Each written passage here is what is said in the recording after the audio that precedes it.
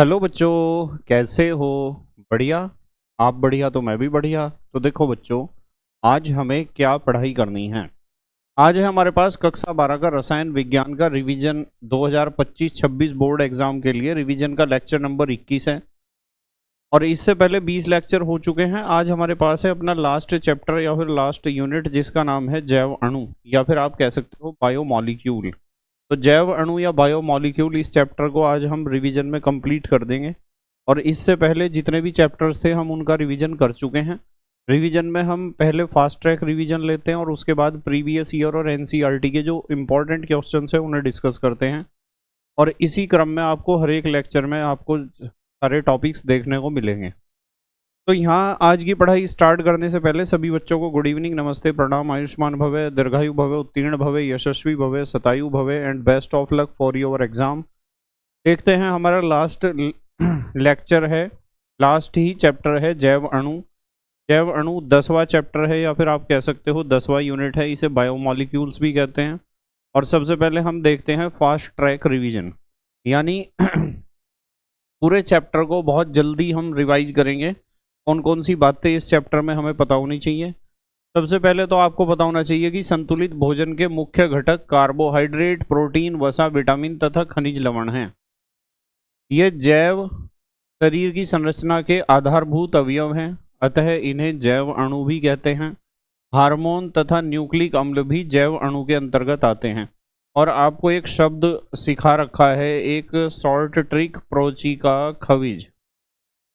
प्रोची का खनिज से हमें पता चलता है कि कौन कौन से पोषक तत्व हमारे भोजन में होने चाहिए।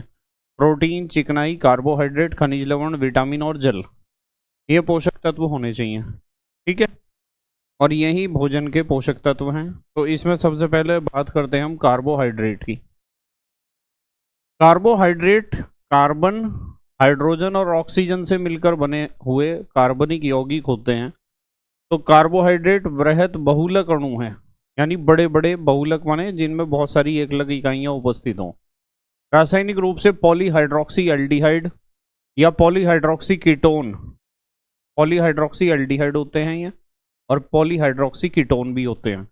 तथा वे पदार्थ जो जल अपघटन पर पॉलीहाइड्रोक्सी एल्डिहाइड एवं कीटोन देते हैं, या तो ये खुद पॉलीहाइड्रोक्सी एल्डिहाइड या पॉलीहाइड्रोक्सी कीटोन होंगे। पॉली मीन्स मैनी, हाइड्रोक्सी माने OH ग्रुप रखने वाले एल्डिहाइड, ऐसा एल्डिहाइड जिसमें बहुत सारे OH ग्रुप हों। ठीक है, या ऐसा कीटोन जिसमें बहुत सारे OH ग्रुप हों। यदि कोई ऐसा एल्डिहाइड है जिसमें बहुत सारे OH ग्रुप हैं तो उसे पॉलीहाइड्रोक्सी एल्डिहाइड कहते हैं। और यदि कोई ऐसा कीटोन है जिसमें बहुत सारे OH ग्रुप हैं उसे कहते हैं पॉलीहाइड्रोक्सी कीटोन। या तो ये खुद ऐसे होते हैं या फिर ये जल अपघटन पर देते हैं पॉलीहाइड्रोक्सी एल्डिहाइड और कीटोन। कार्बोहाइड्रेट कहलाते हैं। कार्बोहाइड्रेट कार्बन, हाइड्रोजन तथा ऑक्सीजन द्वारा संगठित होते हैं। उसके बाद आपको पता होना चाहिए कार्बोहाइड्रेट का वर्गीकरण। कार्बोहाइड्रेट का वर्गीकरण यदि जल अपघटन के आधार पर देखते हो, एक तो होते हैं मोनोसैकेराइड, जिनका जल अपघटन नहीं होता। ग्लूकोज और गैलेक्टोज इसके उदाहरण हैं। फ्रक्टोज भी आप लिख सकते हो। और एक होते हैं ओलिगोसैकेराइड, जो जल अपघटन पर 2 से लेकर और 10 तक मोनोसैकेराइड इकाइयों को देते हैं, जैसे सुक्रोज, लैक्टोज, या लैक्टोज का ही दूसरा नाम दुग्ध शर्करा होता है। पॉलीसैकेराइड होते हैं तीसरे प्रकार के, ये जल अपघटन पर 10 से अधिक मोनोसैकेराइड इकाइयों को देते हैं, जैसे स्टार्च और सेल्यूलोज हमारे कोर्स में है। तो यदि जल अपघटन के आधार पर देखते हैं तो 3 प्रकार के होते हैं कार्बोहाइड्रेट, एक तो मोनोसैकेराइड, एक ओलिगोसैकेराइड और एक पॉलीसैकेराइड। अब ये जो ओलिगोसैकेराइड हैं ये फिर दोबारा से कई प्रकार के होते हैं, जैसे डाइसैकेराइड, ट्राइसैकेराइड, टेट्रासैकेराइड, पेंटासैकेराइड। फिर दूसरा तरीका है स्वाद के आधार पर। स्वाद के आधार पर कार्बोहाइड्रेट 2 प्रकार के होते हैं, एक तो शर्करा, एक तो अशर्करा। शर्करा का स्वाद मीठा होगा जैसे ग्लूकोज, फ्रक्टोज। अशर्करा का स्वाद मीठा नहीं होगा जैसे स्टार्च और सेल्यूलोज। फिर एक होता है तरीका अपचयन के आधार पर। कार्बोहाइड्रेट 2 प्रकार के होते हैं, एक तो अपचायक शर्कराएं और दूसरी अनअपचायक शर्कराएं। अपचायक शर्कराएं में हैं जो टॉलेन अभिकर्मक और फेलिंग विलयन के साथ क्रिया कर जाते हैं, और अनअपचायक शर्कराएं में हैं जो टॉलेन अभिकर्मक और फेलिंग विलयन के साथ क्रिया नहीं करती। यानी टॉलेन अभिकर्मक और फेलिंग विलयन इनका तो ऑक्सीकरण कर सकते हैं, इनका नहीं कर सकते। जैसे सभी मोनो व डाइसैकेराइड सुक्रोज को छोड़कर वे सारी अपचायक शर्कराएं हैं, और सुक्रोज अनअपचायक शर्करा है। ठीक है, उसके बाद आप आगे आ जाओ। तो सबसे पहले बात करते हैं हम शर्करा की। ये वे रंगहीन क्रिस्टलीय तथा जल में विले ठोस कार्बोहाइड्रेट हैं जिनका स्वाद मीठा होता है। शर्करा है तो स्वाद मीठा होगा। उदाहरण ग्लूकोज, फ्रक्टोज, माल्टोज आदि। पॉलीसैकेराइड स्वाद में मीठे नहीं होते हैं, अतः इन्हें अशर्करा भी कहा जाता है। एक हमें पता होना चाहिए, ये बहुत इंपॉर्टेंट है, मॉलिश परीक्षण। मॉलिश परीक्षण बहुत इंपॉर्टेंट है, एग्जाम में इसके आने के चांस जो है बहुत ज़्यादा हैं मॉलिश परीक्षण के। क्या होता है कि पदार्थ के जलीय विलयन में 2 ml मॉलिश अभिकर्मक मिलाना है। मॉलिश अभिकर्मक होता है अल्फा नेफ्थॉल का इथाइल अल्कोहल में 10% विलयन। तो आप उस पदार्थ का जलीय विलयन ले लो जिसका टेस्ट करना है आपको कि शर्करा है या नहीं है, कार्बोहाइड्रेट है या नहीं है। पदार्थ का जलीय विलयन 2 ml लो, उसमें 2 ml मॉलिश अभिकर्मक मिलाओ और मॉलिश अभिकर्मक डालकर परखनली को बिना हिलाए बहुत सावधानी से परखनली की दीवार के सहारे बूंद बूंद करके H2SO4 डालते हैं। तो H2SO4 डालने पर 2 परतों के बीच लाल या भूरे रंग का छल्ला बन जाता है, जो कुछ समय बाद बैंगनी रंग का हो जाता है। तो पदार्थ में कार्बोहाइड्रेट की उपस्थिति निश्चित है। तो सीधी बात है बहुत कि आपको क्या करना है, उस पदार्थ का जलीय विलयन लेना है और उसमें मॉलिश अभिकर्मक मिलाना है और उसके बाद आपको H2SO4 मिलाना है दीवार के सहारे धीरे धीरे।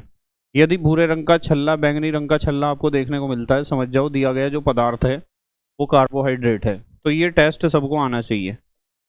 ठीक है, आगे चले।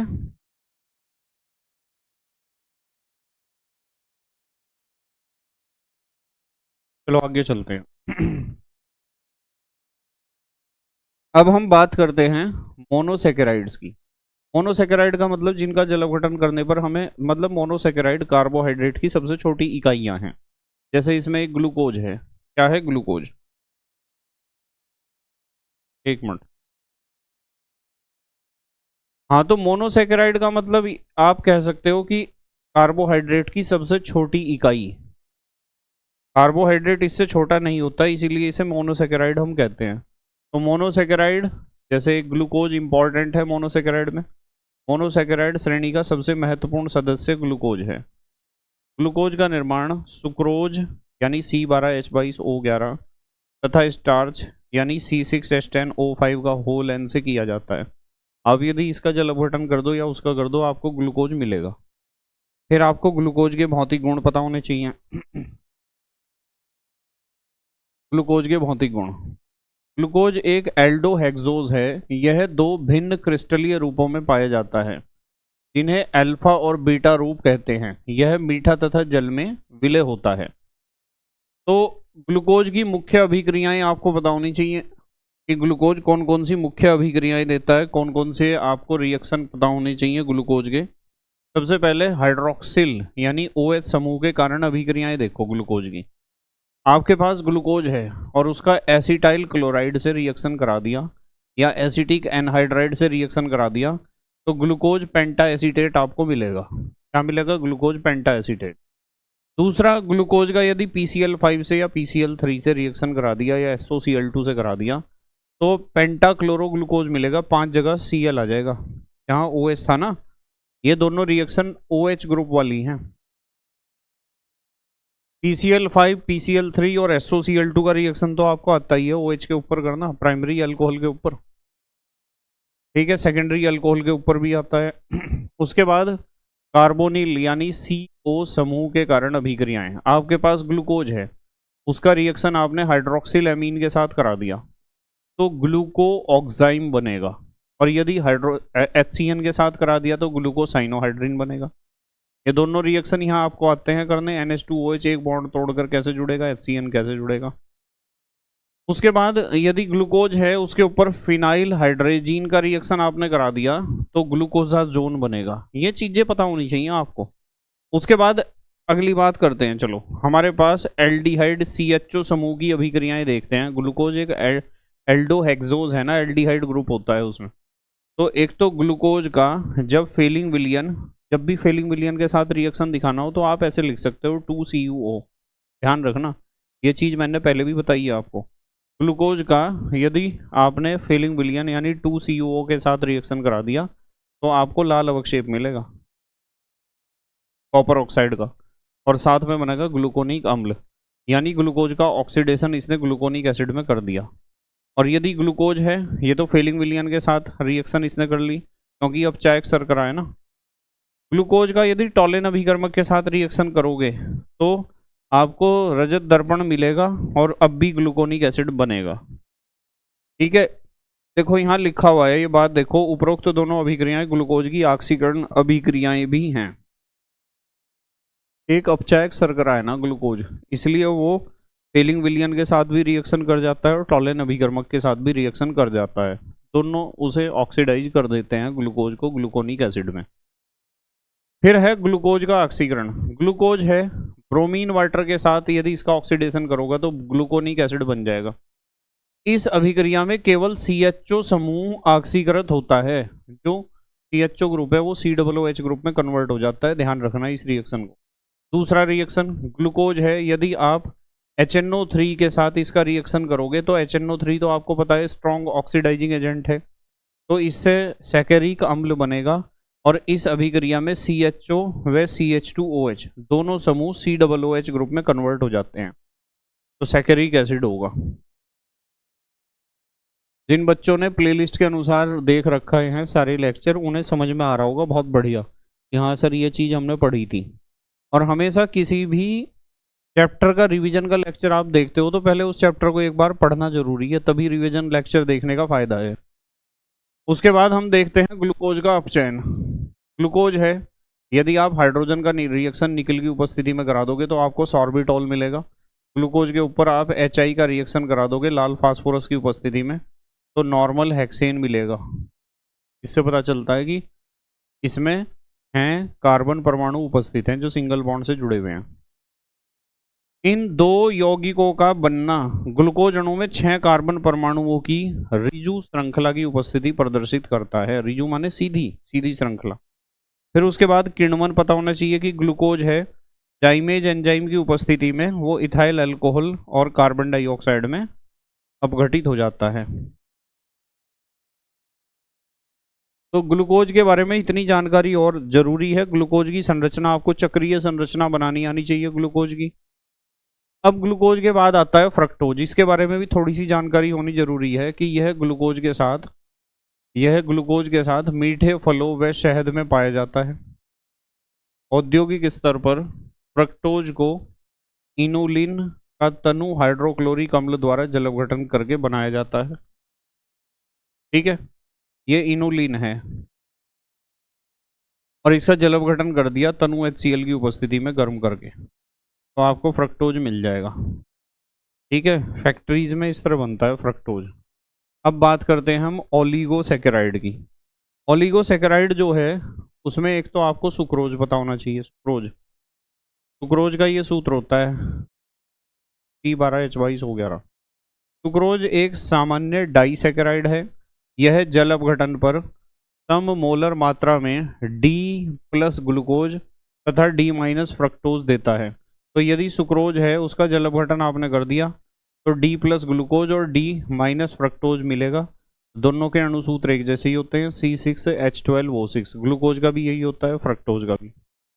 ये दोनों मोनोसैकेराइड इकाइयाँ अल्फा ग्लूकोज के पहले कार्बन तथा बीटा फ्रक्टोज के दूसरे कार्बन, यानी जो हमारा ये जो अल्फा ग्लूकोज बना उसका तो पहला कार्बन और बीटा फ्रक्टोज का दूसरा कार्बन, इसके मध्य ग्लाइकोसाइडिक बंध द्वारा जुड़ी रहती हैं।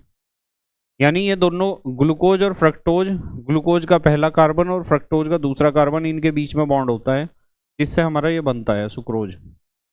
यह एक अनअपचयी शर्करा है यानी इसका अपचयन नहीं होता है। यदि इसका रिएक्शन आप फेलिंग विलियन या टॉलेन अभिकर्मक के साथ करा दोगे तो ये रिएक्शन नहीं करेगा सुक्रोज। सुक्रोज दक्षिण ध्रुवण घूर्णक होता है लेकिन जल अपघटन के बाद मिश्रण का ध्रुवण घूर्णन परिवर्तित होकर वाम हो जाता है, इसलिए प्राप्त उत्पाद को अपव्रत शर्करा या इन्वर्ट शुगर कहते हैं। ठीक है, यदि जल अपघटन करा दोगे तो डी फॉर्म से वो एल फॉर्म में कन्वर्ट हो जाएगा। उसके बाद हम बात करते हैं माल्टोज की। Maltose maltose alpha D glucose की 2 इकाइयों से बना होता है, डाइसेकेराइड है, जिसमें एक ग्लूकोज इकाई का पहला कार्बन दूसरी ग्लूकोज इकाई के चौथे कार्बन से जुड़ा होता है। यह एक अपचायी शर्करा है। बस आपका सुक्रोज अपचायी शर्करा नहीं है, बाकी सारे डाइसेकेराइड अपचायी शर्करा होते हैं और मोनोसेकेराइड भी। फिर आपको पता होना चाहिए लैक्टोज के बारे में। दूध में पाया जाता है ये शुगर। लैक्टोज को दुग्ध शर्करा भी कहते हैं क्योंकि यह दूध में पाई जाती है। यह बीटा डी गैलेक्टोज तथा बीटा डी ग्लूकोज इकाइयों से मिलकर बना होता है। गैलेक्टोज का पहला कार्बन C1 ग्लूकोज के C4 से जुड़ा होता है, यानी गैलेक्टोज का पहला कार्बन ग्लूकोज के चौथे कार्बन से इसमें जुड़ा होता है जब लैक्टोज बनता है। तो ये हो गए ओलिगोसेकेराइड में, ये पता होने चाहिए आपको। उसके बाद आता है पॉलीसेकेराइड। पॉलीसेकेराइड में स्टार्च और सेल्यूलोज हैं 2। इनमें असंख्य मोनोसेकेराइड इकाइयां ग्लाइकोसाइडिक बंध द्वारा जुड़ी होती हैं। जैसे इसमें हमारे पास सबसे पहले एक तो स्टार्च के बारे में हमें जानकारी होनी चाहिए। स्टार्च के बारे में, स्टार्च इसे एमाइलम भी कहते हैं। यह अल्फा ग्लूकोज का बहुलक है। यह 2 घटकों एमिलोज तथा एमिलोपेक्टिन से मिलकर बना होता है। ये बात पता होनी चाहिए कि जो हमारा स्टार्च है वो एमिलोज और एमिलोपेक्टिन से मिलकर बना होता है। एमिलोज तथा एमिलोपेक्टिन में अल्फा डी प्लस ग्लूकोज इकाइयां पहले कार्बन चौथे कार्बन पर ग्लाइकोसाइडिक बंध द्वारा जुड़ी होती हैं। यानी जो हमारा अल्फा डी प्लस ग्लूकोज है उसका एक का तो पहला कार्बन होगा, दूसरे का चौथा कार्बन होगा। एमिलोज जल में विलय होता है जबकि एमिलोपेक्टिन जल में अविलय होता है। एमिलोज में ग्लूकोज इकाइयों की अशाखित श्रृंखला होती है, ये ध्यान रखना। एमिलोज में तो सीधी श्रृंखला होती है जबकि एमिलोपेक्टिन में शाखित श्रृंखला होती है। ठीक है, अब आ जाते हैं हम ग्लाइकोजन। ग्लाइकोजन ग्लूकोज किससे मिलकर बना होता है? ग्लूकोज की बहुत सारी इकाइयां जब आपस में मिल जाती हैं तो ग्लाइकोजन बनता है जो लीवर में एकत्र होता है। आपने इंसुलिन हार्मोन का नाम सुना होगा, वो करता है इस काम को। यह शरीर में आरक्षित ग्लूकोज का कार्य करता है, अतः इसे जंतु स्टार्च भी कहा जाता है। यह ग्लूकोज का बहुलक है तथा संरचना में एमिलोपेक्टिन से समानता दर्शाता है। अब आते हैं सेल्यूलोज पर। स्टार्च और सेल्यूलोज दोनों को ध्यान रखना है। यह बीटा डी ग्लूकोज से बनी रिजु श्रृंखला युक्त पॉलीसेकेराइड है। इसमें भी ग्लूकोज इकाइयां पहले और चौथे ग्लाइकोसाइडिक बंध द्वारा जुड़ी होती हैं। यह एक अनअपचायक शर्करा है। यह वह कार्बोहाइड्रेट है जो मनुष्य के पाचन तंत्र में नहीं पचता है।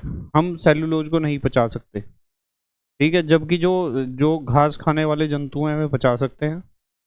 चौपायों में सेल्यूलोज को इनके पाचन तंत्र में उपस्थित निम्न बैक्टीरिया द्वारा पचाया जा सकता है। एक तो फाइब्रोबैक्टर टक्सिनोजीनस और एक रूमिनोकोकस फ्लेविफेशियंस। ये 2 बैक्टीरिया उनके पाचन तंत्र में पाए जाते हैं, गाय भैंस के जो भी घास खाने वाले जंतु हैं, और वे इसे आसानी से डाइजेस्ट कर जाते हैं।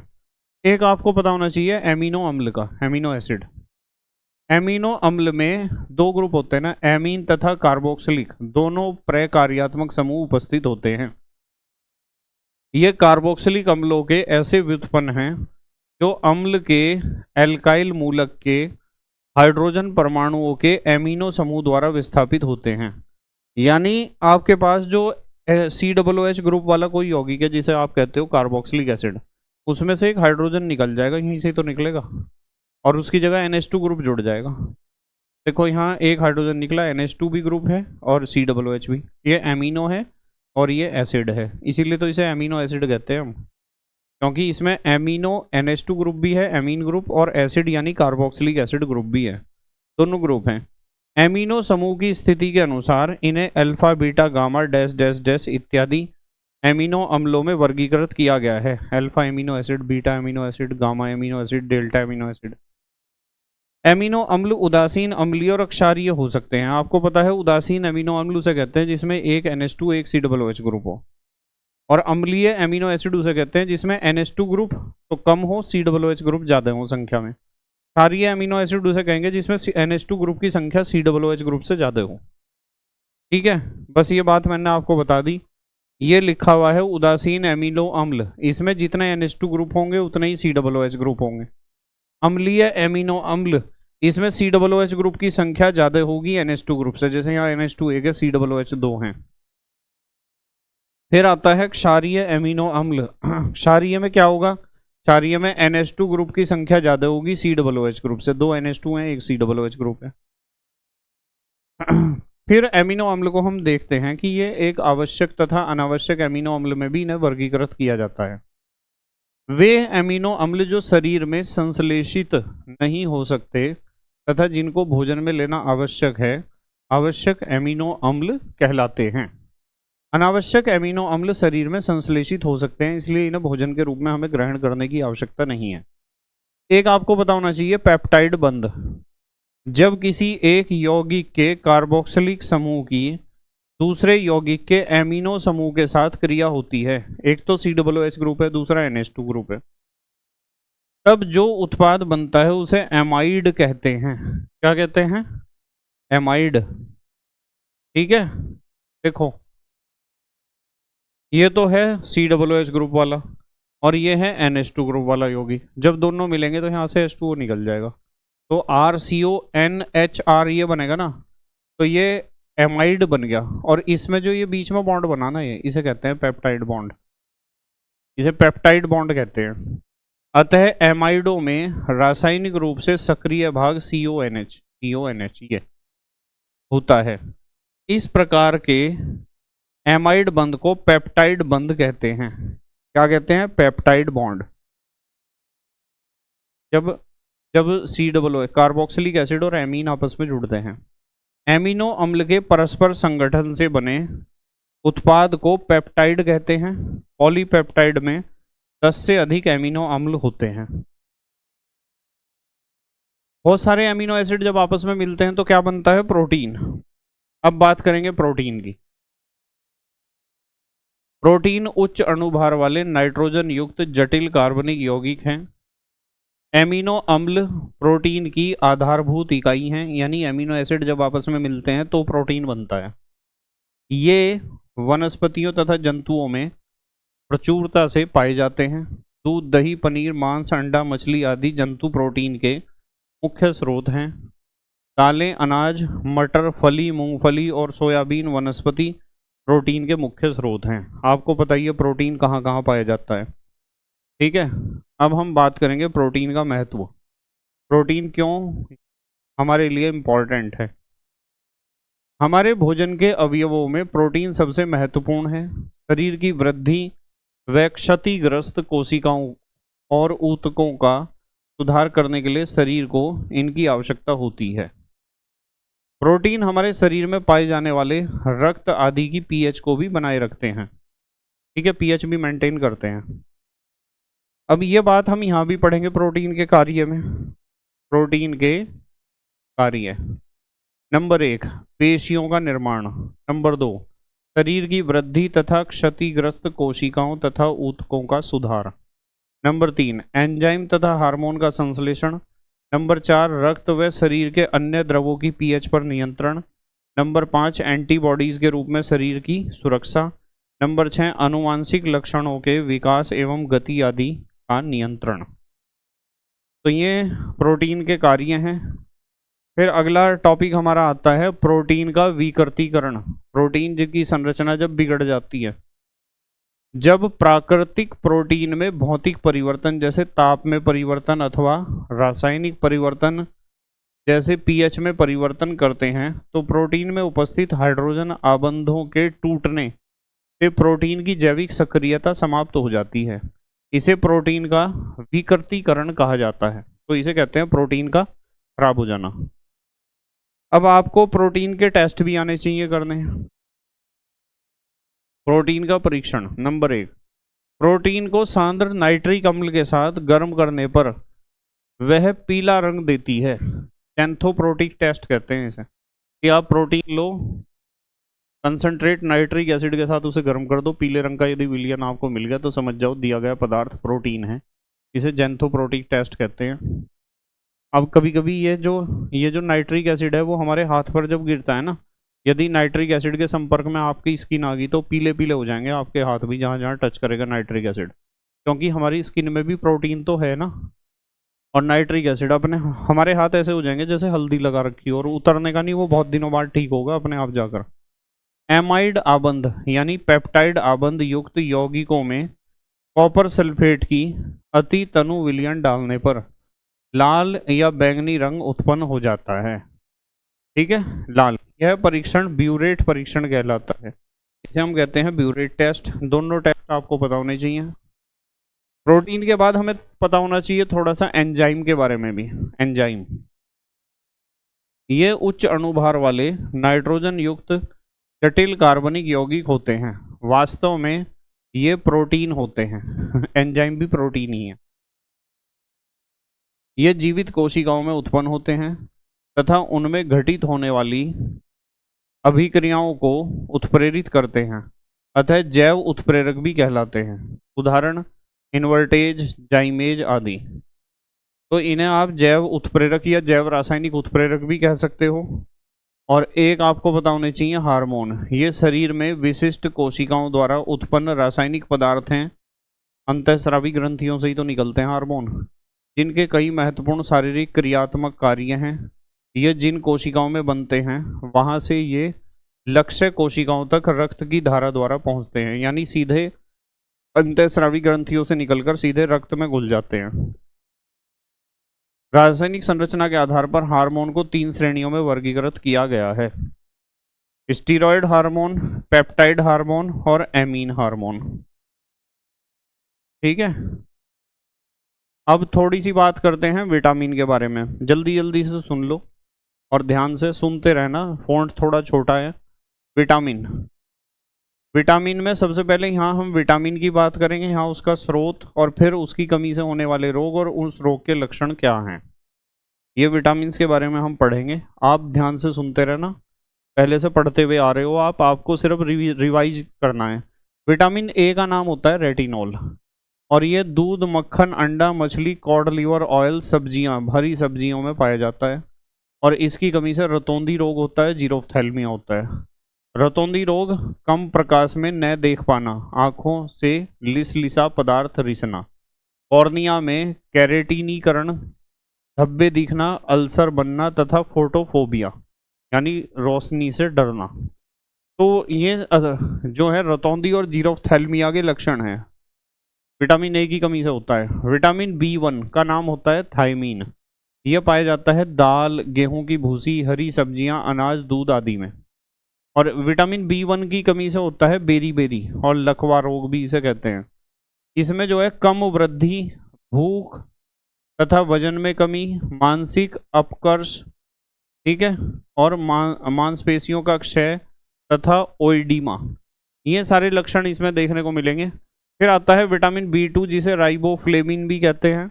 यह पाया जाता है मांस में, यकृत में, मटर में, घी में, सब्जियों में, दूध में, अंडे में। और इसकी कमी से, विटामिन B2 की कमी से किलोसिस रोग होता है, मुंह के किनारों का फटना तथा संक्रमण, यह विटामिन B2 की कमी से होता है।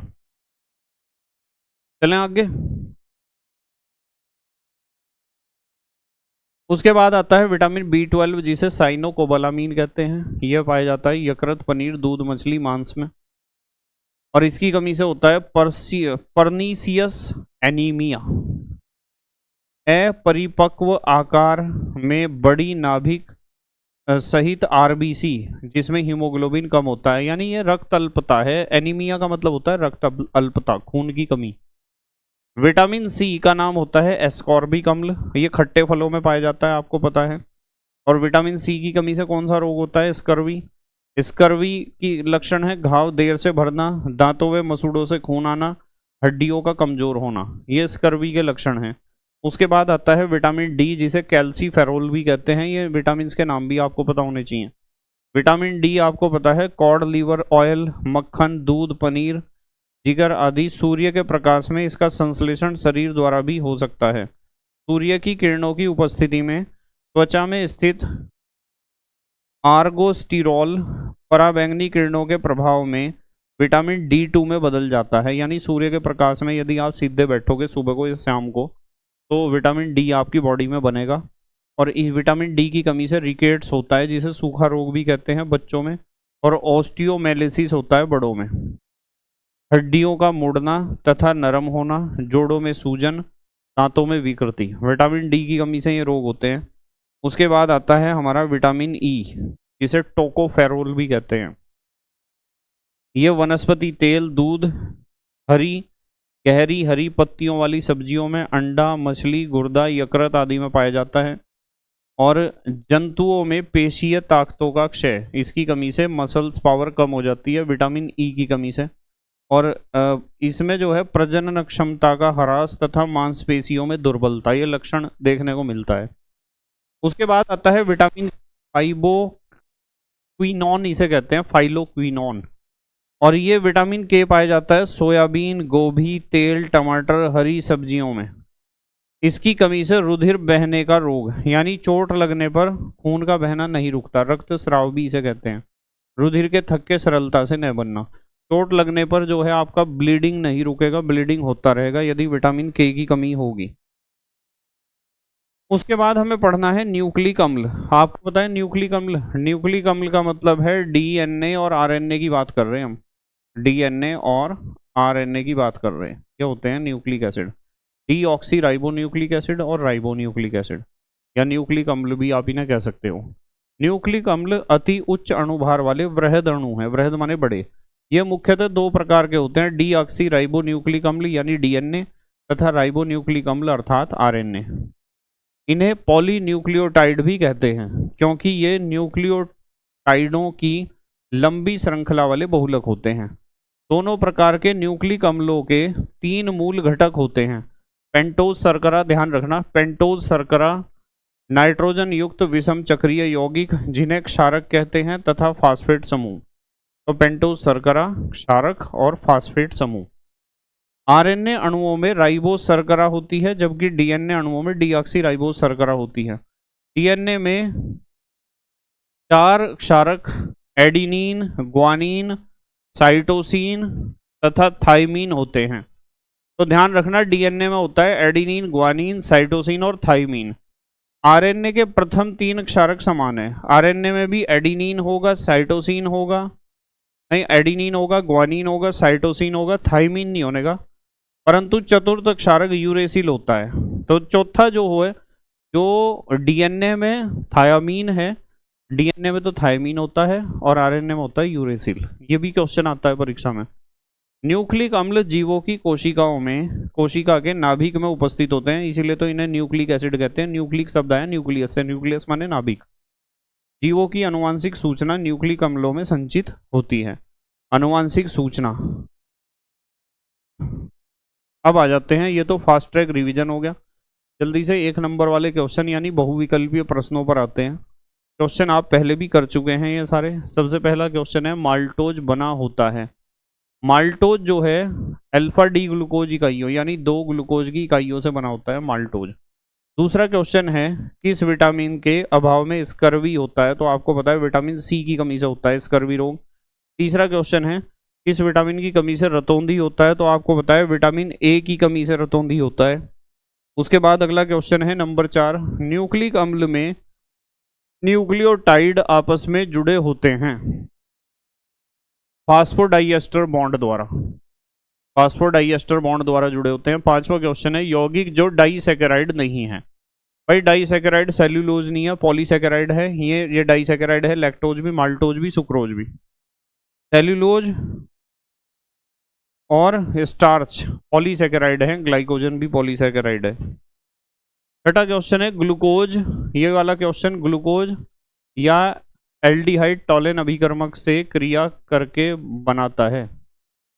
ग्लूकोज या एल्डिहाइड टॉलेन अभिकर्मक, टॉलिन अभिकर्मक से रजत दर्पण मिलेगा, रजत दर्पण, क्योंकि ग्लूकोज क्या है, अपचायक शर्करा है। नंबर 7, दूध में शर्करा, दूध में तो लैक्टिक एसिड होता है तो लैक्टोज शर्करा होगी, उसमें कौन सी शर्करा होगी, लैक्टोज। 8वां क्वेश्चन, सबसे मीठी शर्करा, ध्यान रखना, फ्रक्टोज। सबसे मीठी शर्करा क्या होती है, फ्रक्टोज। क्वेश्चन नंबर 9, यौगिकों का युग्म जिसमें दोनों यौगिक टॉलिन अभिकर्मक के धनात्मक परीक्षण देते हैं। फिर टॉलिन अभिकर्मक से ग्लूकोज और फ्रक्टोज दोनों अपचायक शर्कराएं हैं। ठीक है, सारे मोनोसेकेराइड अपचायक शर्करा होते हैं और डाइसेकेराइड में सुक्रोज नहीं होता। यहाँ भी सुक्रोज आ गया, यहाँ भी सुक्रोज आ गया, इसलिए ये अपचायक शर्करा नहीं है। ये ग्लूकोज और फ्रक्टोज दोनों मोनोसेकेराइड है, मोनोसेकेराइड तो सारे ही अपचायक शर्करा होते हैं। 10वां क्वेश्चन, निम्न में कौन मोनोसेकेराइड है, ये तो पता ही आपको, फ्रक्टोज है।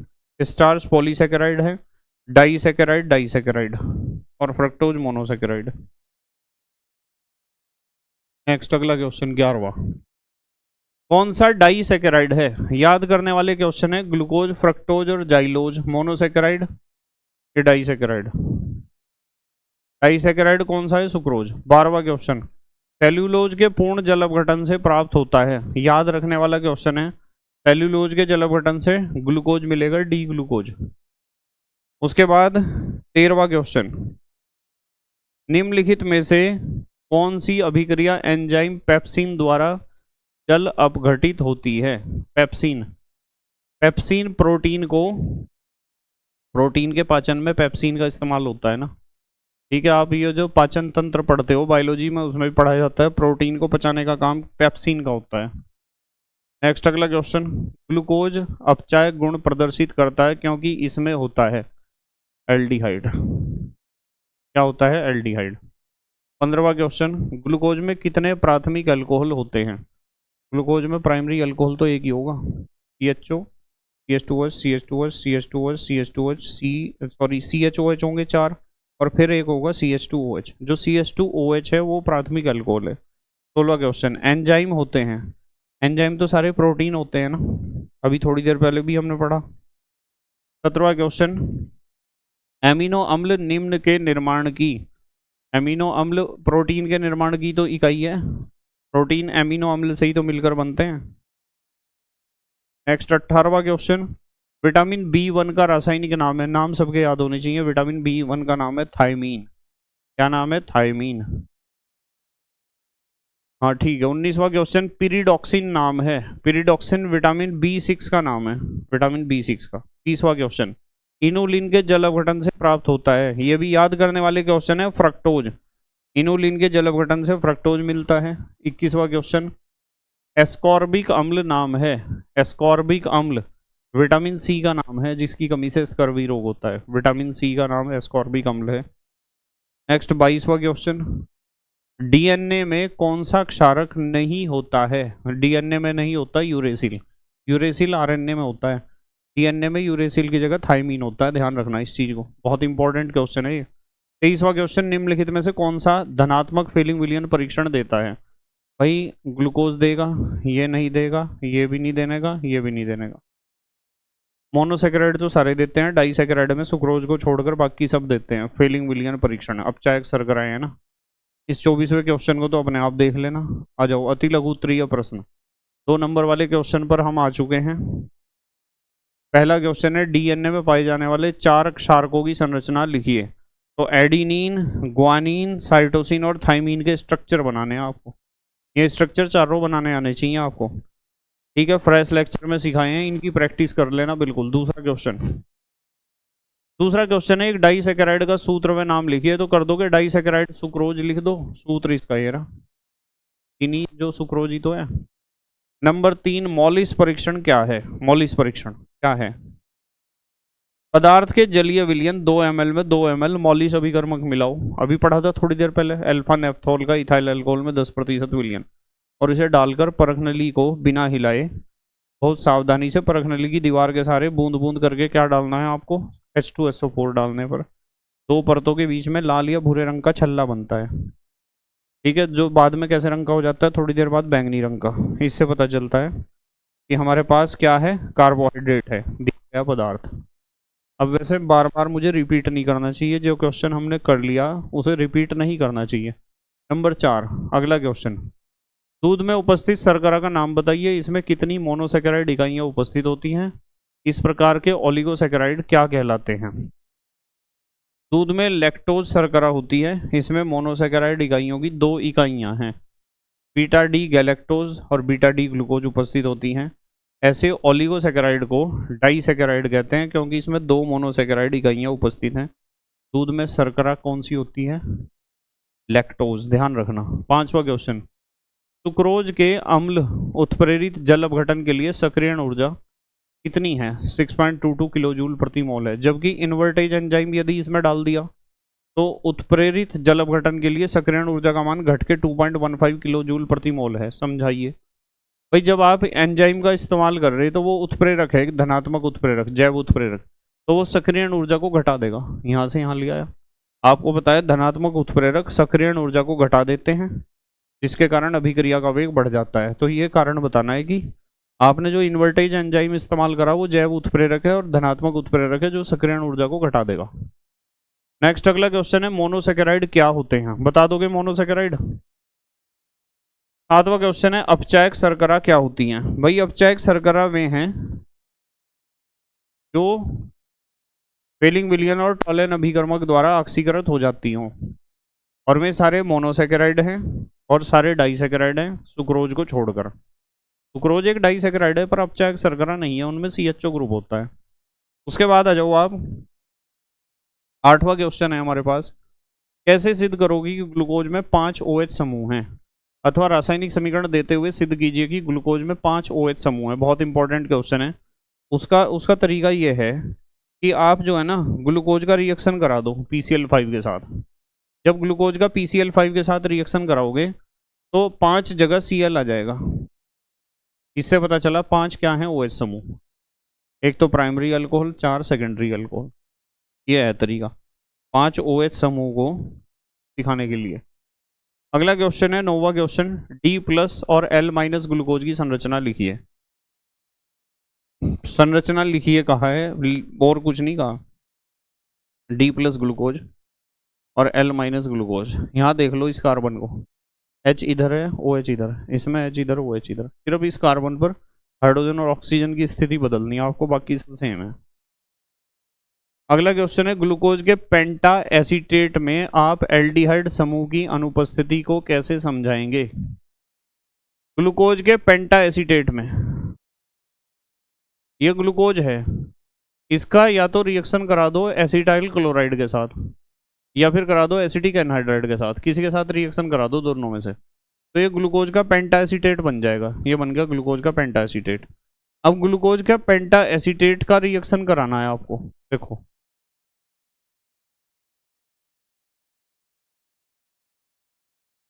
जब आप ग्लूकोज के पेंटा एसीटेट का हाइड्रोजन साइनाइड से या टॉलेन अभिकर्मक से या फेलिंग विलियन से रिएक्शन कराओगे तो रिएक्शन होने का ही नहीं है।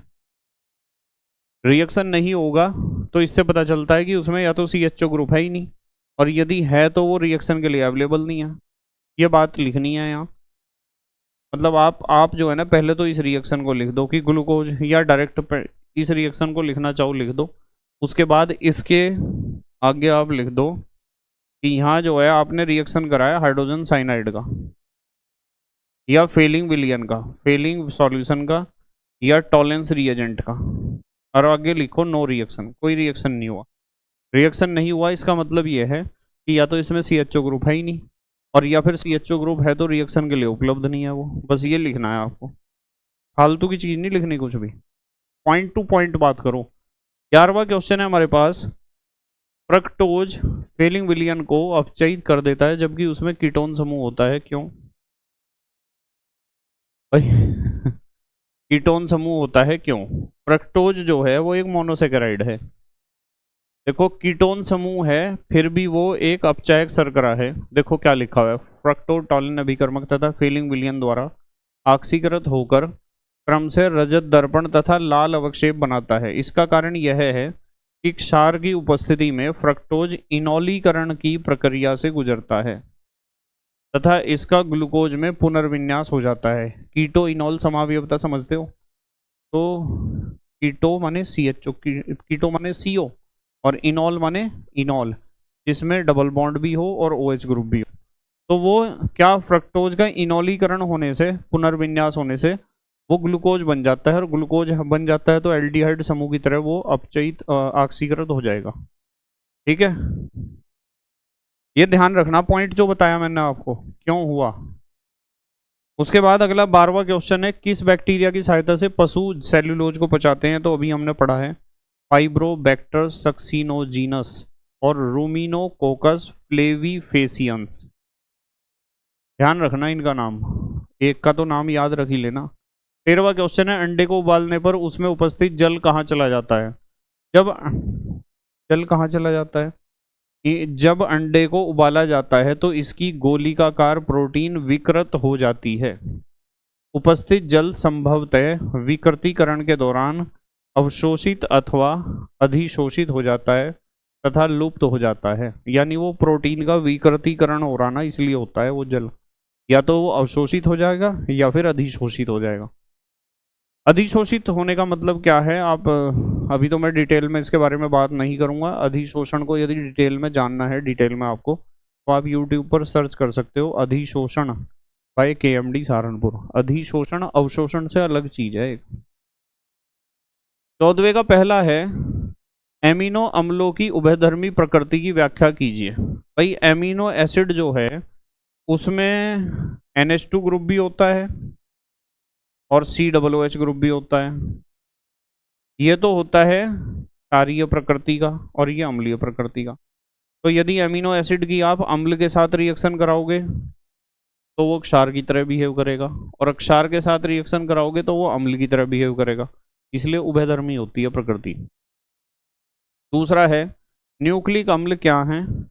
DNA RNA के बारे में पूछा, इनके 2 प्रमुख कार्यों का उल्लेख कीजिए। तो कर दोगे आप, उभयधर्मी प्रकृति बता दोगे आप, क्योंकि उसमें NH2 ग्रुप है जो क्षारीय प्रकृति का है और COOH ग्रुप है जो अम्लीय प्रकृति का है, तो दोनों तरह के रिएक्शन वो कर सकता है। 15वां क्वेश्चन है, विटामिन A की कमी से होने वाली बीमारी का नाम लिखिए। रतौंधी, विटामिन A की कमी से कौन सी बीमारियां हो सकती हैं? ये तो कर दोगे विटामिन का क्वेश्चन। अगला क्वेश्चन है, 16वें का फर्स्ट, विटामिन C की रासायनिक नाम बताओ। C का रासायनिक नाम पता है ना, एस्कॉर्बिक अम्ल है। इसकी कमी से स्कर्वी होता है।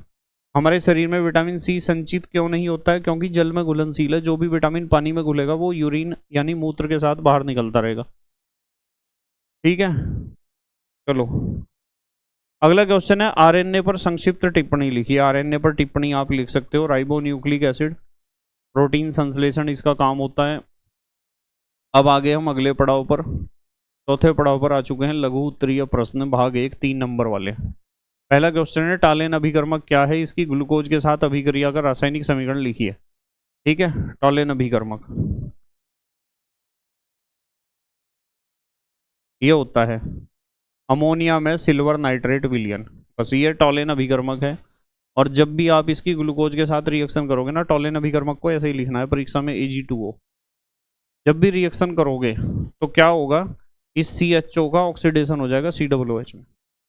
बस ये दिखाना है कि ग्लूकोज किस में बदल जाएगा, ग्लूकोनिक एसिड में। यानी ये ऑक्सीजन यहाँ इस्तेमाल हो जाएगा और ये सिल्वर जो है वो अलग निकल जाएगा, काले रंग का अवक्षेप है जिसे रजत दर्पण या सिल्वर मिरर भी कहते हैं। अच्छा, इन्होंने ग्लूकोज का संरचना सूत्र भी पूछा था सेकंड पार्ट में, तो ये संरचना सूत्र है। अगला क्वेश्चन है दूसरा, फेलिंग विलयन क्या है? क्या होता है जब इसे ग्लूकोज के साथ गर्म किया जाता है? रासायनिक समीकरण भी दीजिए। अथवा फेलिंग अभिकर्मक किस प्रकार के यौगिकों को पहचानने में प्रयुक्त होता है? रासायनिक समीकरण लिखिए। तो फेलिंग विलयन जो है वो, इसमें 2 विलयन होते हैं, एक तो फेलिंग विलयन A और एक फेलिंग विलयन B, इनका मिश्रण होता है। तो फेलिंग विलयन A क्या होता है? फेलिंग विलयन A होता है कॉपर सल्फेट का जलीय विलयन, जबकि फेलिंग विलयन B होता है रोसेल लवण यानी सोडियम या पोटेशियम टार्ट्रेट में NaOH घुला हुआ। तो एक तो बता होना चाहिए कि फेलिंग विलयन में एक तो कॉपर सल्फेट का जलीय विलयन होगा और दूसरा होगा रोसेल लवण, जो सोडियम या पोटेशियम टार्ट्रेट, या तो सोडियम टार्ट्रेट होगा या पोटेशियम टार्ट्रेट और साथ में NaOH। 3 चीज़ें, कॉपर सल्फेट जो फेलिंग विलयन A है, और सोडियम टार्ट्रेट और NaOH जो फॉलिंग विलयन बी है, दोनों के मिश्रण को हम कुल मिलाकर फॉलिंग विलयन कहते हैं। और ये अपचायक शर्करा के टेस्ट के लिए इस्तेमाल होता है। जैसे ग्लूकोज ही ले लिया, इसका यदि फॉलिंग विलयन के साथ जब भी रिएक्शन करना है तो 2CuO ही लिखना है आपको। यहाँ चला जाएगा ऑक्सीजन, CHO ग्रुप किस में बदल जाएगा, COOH में, ग्लूकोनिक एसिड ही बनेगा। ग्लूकोज का ही रिएक्शन लिखियो एग्जाम में जो लिखना होगा, तो यहाँ Cu2O बचेगा आपको, लाल अवक्षेप क्यूप्रस ऑक्साइड का। ठीक है। उसके बाद तीसरा क्वेश्चन है, रासायनिक समीकरण देते हुए सिद्ध कीजिए कि ग्लूकोज में कार्बोनिल समूह है। CO ग्रुप वाले रिएक्शन लिख दोगे आप, अथवा ग्लूकोज के दो गुणधर्मों के समीकरण लिखिए। ग्लूकोज में कार्बोनिल समूह के एल्डिहाइड के रूप में उपस्थित होने के कैसे सिद्ध करोगे। तो ग्लूकोज के वे रिएक्शन लिखने CO वाले, जैसे हाइड्रोजन साइनाइड से रिएक्शन कर दोगे साइनोहाइड्रीन बनेगा, और आप हाइड्रोक्सिल एमीन से रिएक्शन करोगे ऑक्साइम बनेगा। ये रिएक्शन आपको सिखा रखे हैं। और ब्रोमीन वाटर से यदि रिएक्शन करोगे तो क्या होगा, तो भी CHO ग्रुप COOH ग्रुप में कन्वर्ट हो जाएगा, ऑक्सीडेशन होगा। तो CHO ग्रुप के टेस्ट करने के तरीके हैं कि हमारा ग्लूकोज में CHO ग्रुप होता है। क्वेश्चन नंबर 4 है, उदाहरण देते हुए ज्विटर आयन को स्पष्ट कीजिए। बहुत इंपॉर्टेंट क्वेश्चन है भाई, ज्विटर आयन वाला, और परीक्षा में आने के चांस हैं इसके बहुत ज़्यादा। भाई ज्विटर आयन कैसा होता है, देखो आपको, चलो आगे ही चलते हैं, लिखा हुआ होगा। ज्विटर आयन जो है एमिनो एसिड से बनता है। यदि आपके पास कोई एमिनो एसिड है, देखो एमिनो एसिड, एक एमिनो समूह है, एक एसिड समूह यानी कार्बोक्सिलिक एसिड समूह। तो क्या होता है कि यहाँ तो लॉन पेयर ऑफ इलेक्ट्रॉन है, इसे तो H पॉजिटिव चाहिए, और ये COOH, इसे H पॉजिटिव निकालना है। तो H पॉजिटिव यहाँ से निकला और यहाँ कहीं से भी आ गया या यहीं से ही आ गया, एक ही बात है। यहाँ NH3 पॉजिटिव बना और यहाँ बना COO नेगेटिव। तो आयन नॉर्मली हम ऐसे देखते हैं कि कोई भी आयन ऐसा होगा, या तो धनायन होगा या तो ऋणायन। पर ये एक एमिनो एसिड जब आयन में बदलता है ना, तो इसके एक सिरे पर धनावेश और ऋणावेश दोनों आ जाते हैं। देखो अजीब सा आयन है जिसके ऊपर धनावेश भी है ऋणावेश भी। ऐसे आयन को हम कहते हैं ज्विटर आयन या द्विध्रुवीय आयन। ध्यान रखना, एमिनो एसिड ही एक ऐसा आयन बनाता है जिसके ऊपर एक तरफ धनावेश दूसरी तरफ ऋणावेश होता है। तो ऐसे आयन को ना तो हम धनायन कह सकते हैं ना तो ऋणायन, इसे कहते हैं ज्विटर आयन या द्विध्रुव आयन, दो ध्रुव वाला आयन। पांचवा है, हार्मोन क्या है, किन्हीं दो हार्मोन के नाम तथा उनके शरीर में क्रियात्मक प्राकारियों जैविक क्रियाओं का उल्लेख कीजिए। हार्मोन के बारे में तो आप लिख दोगे। नेक्स्ट, निम्नलिखित के स्रोत और कार्यों का वर्णन कीजिए। पिट्यूटरी हार्मोन के बारे में बताना है, थायराइड हार्मोन, ये सब पढ़ने वाले क्वेश्चन हैं। पिट्यूटरी हार्मोन, ठीक है, पीयूष ग्रंथि से निकलता है ना ये, इन्हें तो पढ़ ही लोगे आप, ये तो वैसा इंसुलिन हार्मोन। अगला क्वेश्चन है, एमिनो अम्ल क्या हैं, इनका वर्गीकरण कैसे किया जाता है। एमिनो अम्ल पता है, जिसमें एमिनो समूह हो और कार्बोक्सिलिक एसिड समूह हो। और वर्गीकरण अभी आपने पढ़ा था, वर्गीकरण में आपको पता है alpha amino acid, beta amino acid, gamma amino acid, delta amino acid. वो एमिनो समूह यदि अल्फा कार्बन पर है, यदि बीटा कार्बन पर है, गामा कार्बन पर है। और फिर अम्लीय एमिनो एसिड, क्षारीय एमिनो एसिड और उदासीन एमिनो एसिड, ये तो पढ़ाए थे अभी थोड़ी देर पहले ही, कर लोगे इसे तो। चलो आगे चलते हैं। ये रहा अम्लीय एमिनो एसिड, COOH ग्रुप ज्यादा होंगे संख्या में, क्षारीय एमिनो एसिड में NH2 ग्रुप ज्यादा होंगे संख्या में। उदासीन एमिनो एसिड उसे कहते हैं जिसमें जितने NH2 ग्रुप हैं उतने ही COOH ग्रुप हैं। आपको पता ये होना चाहिए कि NH2 ग्रुप तो होता है क्षारीय प्रकृति का, जबकि COOH ग्रुप होता है अम्लीय प्रकृति का। 8वें का पहला क्वेश्चन है, अल्फा एमिनो अम्ल के D तथा L विन्यास लिखिए। लिख दोगे अल्फा एमिनो एसिड का L और D विन्यास। प्रोटीन के विकृतीकरण से आप क्या समझते हैं, ये भी आपने पढ़ लिया। प्रोटीन का विकृतीकरण का मतलब क्या होता है, फिर भी एक बार मैं बता देता हूँ आपको। आप प्रोटीन को गर्म करो या कोई रासायनिक भौतिकी या रासायनिक परिवर्तन से उसके हाइड्रोजन बॉन्ड टूट जाते हैं ना, और वो उसकी जो संरचना है वो बिगड़ जाती है, उसे ही कहते हैं विकृतीकरण। जैसे अभी आपने एक क्वेश्चन पढ़ा था कि अंडे को जब हम उबाल रहे तो वो पानी कहाँ चला गया, विकृतीकरण हो गया था प्रोटीन का। उसके बाद नंबर 9, विटामिन क्या है, ये हमारे लिए क्यों आवश्यक है। विटामिन A तथा C का नाम है और रासायनिक सूत्र लिखिए। एवं इनकी कमी से होने वाले रोग। तो विटामिन का क्वेश्चन याद करने वाला है, आप कक्षा 6 से पढ़ते आ रहे विटामिन को। 5वें पड़ाव पर पहुंच चुके हैं, लघु उत्तरीय प्रश्न का सेकंड पार्ट, 4 नंबर वाले क्वेश्चन। पहला क्वेश्चन है, कार्बोहाइड्रेट क्या होते हैं? कार्बन, हाइड्रोजन, ऑक्सीजन से मिलकर बनते हैं कार्बोहाइड्रेट। जटिल कार्बनिक यौगिक हैं। पॉलीहाइड्रोक्सी एल्डिहाइड या पॉलीहाइड्रोक्सी कीटोन है, यह जल अपघटन करने पर इनमें बदलते हैं। इनका वर्गीकरण कीजिए, मोनोसेकेराइड, ओलिगोसेकेराइड, पॉलीसेकेराइड, है ना। और शर्करा, अशर्करा। तो तीसरा अपचायक और अनपचायक शर्करा, 3 तरीके से वर्गीकरण कर सकते हो। उसके बाद बस यही है, अब सारी बात कर ली हमने, तो पढ़ा दिया पहले भी। दूसरे का पहला क्वेश्चन, ग्लूकोज तथा फ्रक्टोज के 2 समान रासायनिक गुणों के समीकरण लिखिए। नंबर 2, विटामिन ए और सी हमारे लिए क्यों आवश्यक हैं? इनके महत्वपूर्ण स्रोत। अथवा कार्बोहाइड्रेट क्या होते हैं? ग्लूकोज और फ्रक्टोज के बीच अंतर। दूसरा, विटामिन ए तथा सी के मुख्य स्रोत, इनकी कमी से होने वाले रोग के बारे में लिखिए। तो भाई ग्लूकोज और फ्रक्टोज एसिटाइल क्लोराइड के साथ अभिक्रिया करके पेंटा एसीटेट बनाते हैं। ये तो ग्लूकोज का रिएक्शन है, 4 और 1 5 जगह रिएक्शन होगा, ठीक है। और ये है फ्रक्टोज का रिएक्शन, 1 और 3 4 और 1 5 जगह रिएक्शन होगा। पेंटा एसीटेट ही वो बनाएगा, वो ग्लूकोज पेंटा एसीटेट हो जाएगा, ये फ्रक्टोज पेंटा एसीटेट हो जाएगा। नेक्स्ट, दूसरा, ग्लूकोज और फ्रक्टोज दोनों हाइड्रोजन साइनाइड के साथ रिएक्शन करेंगे। ये ग्लूकोज साइनोहाइड्रीन बनेगा, यहाँ रिएक्शन होगा, और इसमें होगा यहाँ फ्रक्टोज साइनोहाइड्रीन। हाइड्रोक्सिल एमीन के साथ भी रिएक्शन करा सकते हो। अंतर बताना है ग्लूकोज और फ्रक्टोज में। देखो,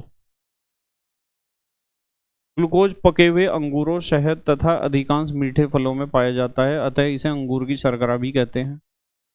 फ्रक्टोज फलों का मुख्य अवयव होता है, अतः इसे फलों की शर्करा कहा जाता है। ग्लूकोज एक एल्डोहेक्सोज है, इसमें क्रियात्मक समूह CHO होता है, यह 6 सदस्य वलय संरचना है। और फ्रक्टोज एक कीटोहेक्सोज है, इसमें क्रियात्मक समूह CO यानी कीटोन होता है, यह 5 सदस्य वलय संरचना है। इसमें तो जो रिंग बनेगा वो 6 कार्बन का बनेगा, उसमें 5 का बनेगा।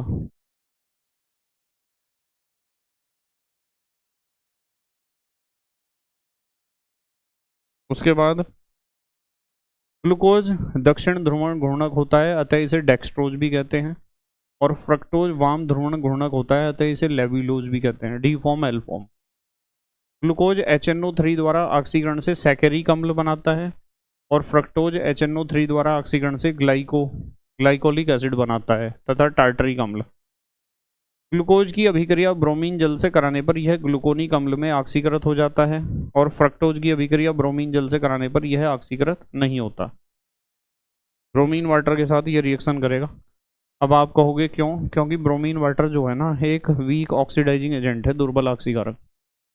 ये तो कर लोगे विटामिन का क्वेश्चन। उसके बाद अगला क्वेश्चन है तीसरा, ग्लूकोज से सॉर्बिटोल तथा नॉर्मल हेक्सेन बनाने की विधि।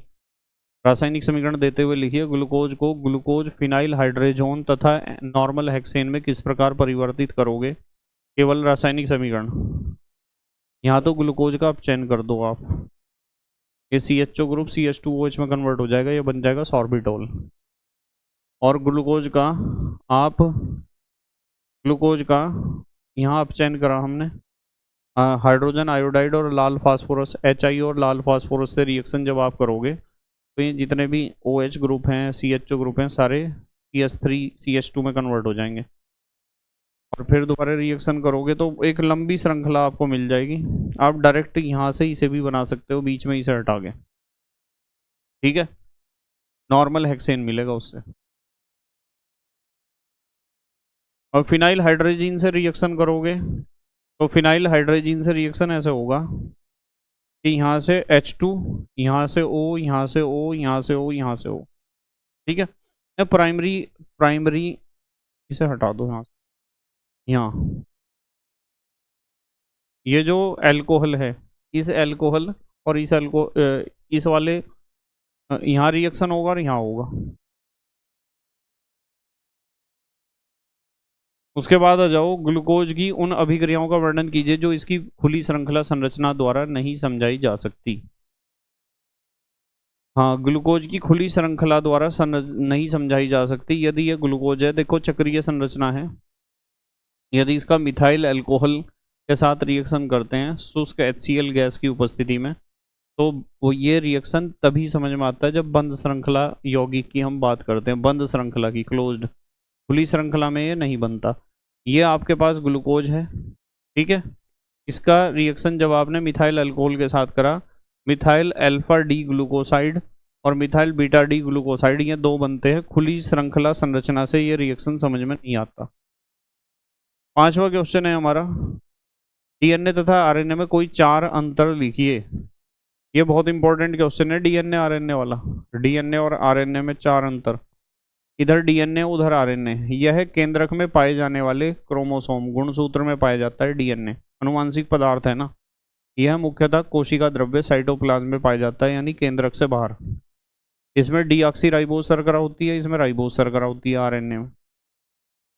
डीएनए में साइटोसिन तथा थाइमीन पिरिडीन क्षारक हैं, आरएनए में साइटोसिन तथा यूरेसिल हैं। यानी इसमें थाइमीन होता है, उसमें यूरेसिल होता है, साइटोसिन तो दोनों में ही है। डीएनए अणु अत्यधिक विशाल होते हैं, आरएनए अणु अपेक्षाकृत छोटे होते हैं। द्विकुंडलित संरचना, डीएनए में दो जाते हैं ना, दो वो होते हैं धागे या थ्रेड। डबल हेलिकल मॉडल आपने पढ़ा इसका, वाटसन क्रिक का। और ये एक सूत्रीय कुंडलित संरचना है, इसमें एक ही धागा होता है, इसमें 2 होते हैं डीएनए में। अनुवांशिक गुणों का स्थानांतरण करता है, माता पिता के लक्षण संतान में ले जाने का काम डीएनए का है। और आरएनए का मुख्य काम होता है प्रोटीन का संश्लेषण करना, प्रोटीन सिंथेसिस। उसके बाद न्यूक्लियोसाइड तथा न्यूक्लियोटाइड में क्या अंतर है, ये भी बहुत इंपॉर्टेंट है भाई। न्यूक्लियोसाइड और न्यूक्लियोटाइड, यह क्षारक तथा शर्करा का संयोजन होता है, क्षारक और शर्करा न्यूक्लियोसाइड। न्यूक्लियोसाइड तथा फास्फोरिक अम्ल, मतलब क्षारक, शर्करा और फास्फोरिक एसिड, 3 चीज मिलेंगी तो न्यूक्लियोटाइड बनेगा। क्षारक और शर्करा मिले तो न्यूक्लियोसाइड, और क्षारक, शर्करा और फास्फोरिक अम्ल 3 मिले तो न्यूक्लियोटाइड। इसका उदाहरण दे रखा है एडिनोसाइन, एडिनिन और राइबोज। एडिनोसाइन बन गया, ग्वानोसाइन ग्वानिन और राइबोज से बन गया, साइटिडीन साइटोसिन और राइबोज से बन गया, ठीक है। डीऑक्सीथाइमिन, थाइमिन और डीऑक्सीराइबोज से बन गया। ये उदाहरण दे रखे। अब देखो एडिनोसाइन है, एडिनिन और राइबोज। एडिनाइलिक अम्ल, इससे एडिनोसाइन और फास्फोरिक अम्ल। एडिनोसाइन की जगह आप एडिनिन और राइबोज भी लिख सकते हो कि एडिनाइलिक अम्ल जब बनेगा जब एडिनिन राइबोज इसकी जगह आ गया और फास्फोरिक अम्ल, 3 चीज जुड़ेंगी इसमें। इसी तरह आगे के हैं समझा रखे हैं सारे आपको। संरचना आप बना सकते हो इसमें कि हमारे पास ये तो न्यूक्लियोसाइड है, ठीक है, इसमें क्षारक है साथ में, ये है और क्षारक, और इसमें ये और क्षारक तो है ही, पर साथ में फास्फोरिक एसिड भी है, फॉस्फेट कह सकते हो इसे। इसमें 2 चीजें, उसमें 3 है। 7वां क्वेश्चन है, पेप्टाइड क्या हैं, उनका वर्गीकरण कीजिए और हमारे जीवन पर इनके महत्व को समझाइए। पेप्टाइड, पेप्टाइड पता है ना, पेप्टाइड जब एक कार्बोक्सिलिक एसिड और एक एमीन आपस में जुड़ते हैं तो पेप्टाइड बनता है, और फिर पॉलीपेप्टाइड बनते हैं, और पॉलीपेप्टाइड से बनता है प्रोटीन। यही बात यहाँ लिखी हुई है, देखो ये तो है आपके पास COOH ग्रुप, ग्लाइसिन है, और ये है एलानीन यानी NH2 वाला। जब दोनों जुड़ेंगे H2O निकलेगा, यहाँ जो बॉन्ड बनेगा ना, ये बना बॉन्ड, इसे कहते हैं पेप्टाइड बॉन्ड, और इससे जो यौगिक हमें प्राप्त हुआ इसे पेप्टाइड कहते हैं हम। बहुत मतलब एमिनो एसिड जब आपस में जुड़ते हैं ना, वे पेप्टाइड बॉन्ड से ही जुड़ते हैं, और जब एमिनो एसिड आपस में जुड़ते हैं तो जो यौगिक हमें मिलता है उसे पेप्टाइड कहते हैं। और जो बहुत सारे पेप्टाइड आपस में जुड़ेंगे, 100 से ज़्यादा, 10 से ज़्यादा, तो पॉलीपेप्टाइड बनेगा, और जब बहुत सारे पॉलीपेप्टाइड आपस में जुड़ेंगे तो बनेगा प्रोटीन, ठीक है। ये वर्गीकरण दे रखा है। और महत्व देखो, प्रोटीन के निर्माण में, शरीर की वृद्धि के लिए आवश्यक जैव अणु के रूप में, हार्मोन्स के निर्माण में, शरीर से विषैले पदार्थों के निष्कर्षण में। आज 6ठे पड़ाव पर आ चुके हैं, दीर्घोत्तरीय प्रश्न 5 नंबर का। ये सारे क्वेश्चन थ्योरेटिकल आएंगे इसके बाद। जैसे पहला क्वेश्चन है, ग्लूकोज तथा सुक्रोज में क्या अंतर है, समझाइए। ग्लूकोज तथा सुक्रोज में विभेद करने वाली दो रासायनिक समीकरण। तो ग्लूकोज और सुक्रोज को तो बता दोगे आप इस तरह, इसे पढ़ के जाना ढंग से, बहुत इंपॉर्टेंट क्वेश्चन है ग्लूकोज और सुक्रोज का। उसके बाद दूसरा क्वेश्चन है, निम्नलिखित में अंतर स्पष्ट कीजिए ग्लूकोज तथा स्टार्च में, स्टार्च तथा सुक्रोज में। ग्लूकोज और स्टार्च मोनोसेकेराइड है, पॉलीसेकेराइड है, ठीक है। देखो यहाँ लिखा हुआ है मोनोसेकेराइड और यहाँ लिखा हुआ है पॉलीसेकेराइड और यहाँ लिखा हुआ है अपचायक शर्करा। मोनोसेकेराइड तो सारे ही अपचायक होते हैं, ये अनअपचायक शर्करा। दूसरा पॉइंट अलग बना सकते हो इन्हें सबको। पके हुए अंगूरों में, अंगूरों, शहद तथा अधिकांश मीठे फलों में पाया जाता है ग्लूकोज। और स्टार्च तो आपको पता है आलू, मक्का, जौ, चावल, गेहूं, इनमें सब में स्टार्च मिलता है, बहुत डिटेल में बात कर रखी है हमने फ्रेश लेक्चर में। तो यूं कहा कि संयुक्त अवस्था में यह ग्लूकोसाइड्स डाइसेकेराइड तथा पॉलीसेकेराइड में पाया जाता है। और स्टार्च अल्फा ग्लूकोज इकाइयों से बना होता है तथा इसमें दो घटक अल्फा एमिलोज तथा बीटा एमिलोज या एमिलोपेक्टिन, ये दो चीज इसमें होती हैं। जिसे संरचना याद है वो तो अच्छी तरीके से बता देगा अंतर क्या है।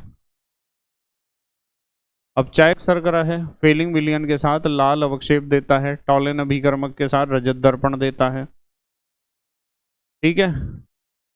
और यहाँ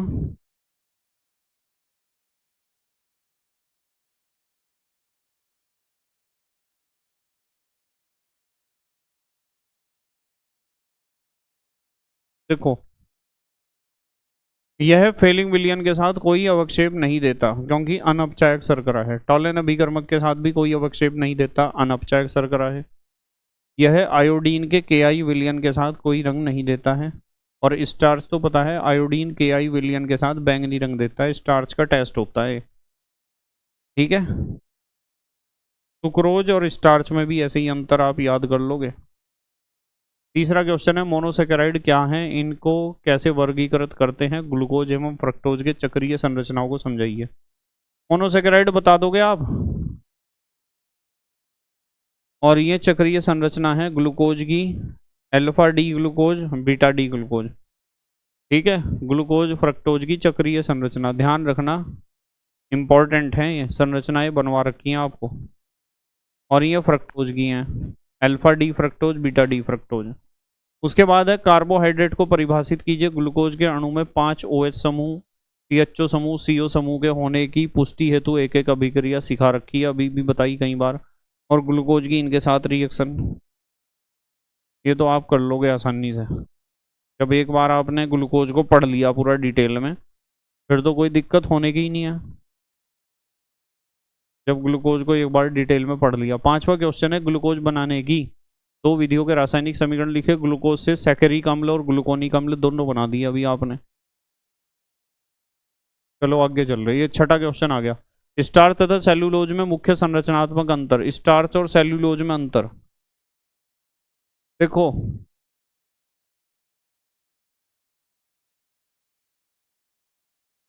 स्टार्च, एमिलोज और एमिलोपेक्टिन पढ़ा था आपने। यदि सीधी श्रृंखला चल रही ना, ऐसी सीधी श्रृंखला ऐसी चलती जा रही तो एमिलोज है, ठीक है। और यदि उसमें ब्रांच भी है, जैसे सीधी श्रृंखला है, इसमें यहाँ ब्रांच भी आ गई देखो, या ये कह दो इस श्रृंखला में ऊपर ब्रांच है, तो एमिलोपेक्टिन है ये। तो ये तो स्टार्च और सेल्यूलोज जो है वो ऐसा होता है, तिरछे तिरछे जुड़े हुए होते हैं, तो सेल्यूलोज है। ये दोनों संरचनाएं आपको आनी चाहिए बनानी। मानव जीवन में महत्व पढ़ लेना। सातवें का पहला देखो, अपचाई शर्करा कौन सी है, सारे मोनोसेकेराइड और सारे डाइसेकेराइड, एक सुक्रोज को छोड़कर। रासायनिक क्रियाओं द्वारा पुष्टि करो। ग्लूकोज का टॉलेन अभिकर्मक फेलिंग विलयन के साथ रिएक्शन दिखा देना। सेल्यूलोज पर परिचय, सेल्यूलोज के बारे में बताना है, सेल्यूलोज के बारे में बताना है। प्रोटीन क्या होते हैं, इनके प्रमुख स्रोत लिखिए। प्रोटीन की प्राथमिक संरचना लिखिए। हमारे शरीर में प्रोटीन का कार्य है, प्रोटीन को डिटेल में समझाना है। प्रोटीन पूरा बढ़िया तरीके से पढ़ा रखा है आपको प्रोटीन। उसके बाद अगला क्वेश्चन फिर दोबारा प्रोटीन का आ गया। इसी तरह हार्मोन का क्वेश्चन आ सकता है, विटामिन का आ सकता है। देखो यहाँ जो है ना, ये प्रोटीन की अल्फा हेलिक्स संरचना है, ये बीटा प्लेटेड संरचना, ये सारी पढ़ा रखी है आपको। अभी इसमें ज़्यादा डिटेल में मैं नहीं घुसूंगा, नहीं तो फिर उतना ही बहुत ज़्यादा टाइम लग जाएगा। हमें पता होना चाहिए किस तरह के क्वेश्चन परीक्षा में पूछे जाते हैं। एंजाइम के बारे में पूछा है, एंजाइम पर टिप्पणी लिखनी है। एंजाइम उत्प्रेरक क्या हैं, इनकी विशेषताएं और महत्व पर प्रकाश डालिए। एंजाइम क्या है, इनके कार्य और गुणों पर टिप्पणी लिखिए। एंजाइम को परिभाषित कीजिए, इनकी क्रियाविधि लिखिए। तो एंजाइम तो पढ़ा रखे हैं पूरे। देखो एंजाइम का महत्व, क्रियाविधि में ध्यान ये रखना है कि एंजाइम जो है जैव रासायनिक अभिक्रियाओं की सक्रियण ऊर्जा को घटाकर उनका वेग बढ़ा देते हैं। इसी तरीके से एंजाइम की तरह हार्मोन के ऊपर भी क्वेश्चन आता है। ये देखो हार्मोन का क्वेश्चन है, हार्मोन्स हर साल आता है क्वेश्चन। हार्मोन का वर्गीकरण, टेस्टोस्टेरोन, एस्ट्रोजन, एक तो स्टीरॉयड हार्मोन होते हैं, एक एमीन हार्मोन होते हैं, पेप्टाइड हार्मोन होते हैं। हार्मोन्स के बारे में आपको जरूर याद होना चाहिए कि कौन सा हार्मोन क्या काम करेगा। इसी तरह विटामिन का क्वेश्चन आ जाता है बड़ा। विटामिन ए, डी, ई, के, विटामिन सी, विटामिन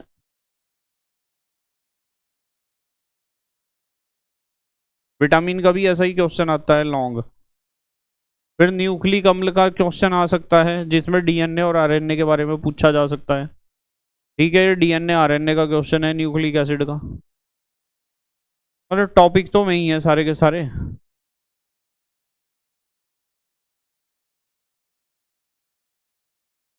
देखो यूरेसिल, साइटोसिन, थाइमीन, इनकी संरचनाएं बनानी आनी चाहिए आपको। प्यूरिन में आपको एडिनिन और ग्वानिन की संरचना बनानी आनी चाहिए बिल्कुल।